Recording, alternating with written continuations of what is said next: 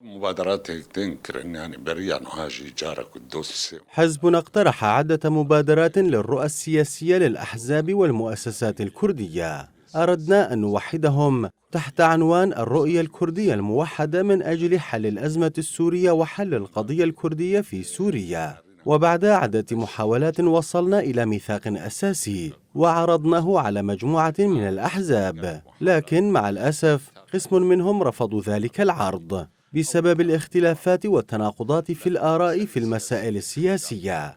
مثلا لم يتقبلوا مقولة الشعب الكردي ولم يقبلوا مصطلح المركزية السياسية، كانوا يهتمون فقط بالإدارة المحلية أكثر من أي شيء. لذلك فإن هذه التناقضات تسببت بعدم بناء مشروع الأحزاب السياسية الكردية. أي وقت حركة سياسية كردي أم كرب المشروع كي بروجي كيلو بحضور أضعب كن راسي أف بروجا.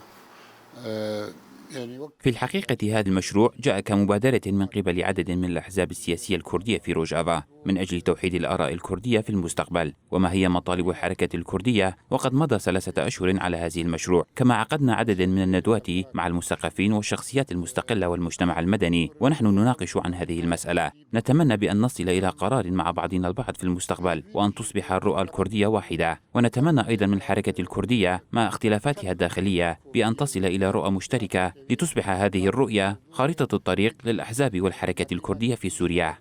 جو أفنرين سبي بب وك خارطة الطريق جي تفجر كردي سوري رب توي. أمي كسر حاضر نابي كوميتيا آمادكار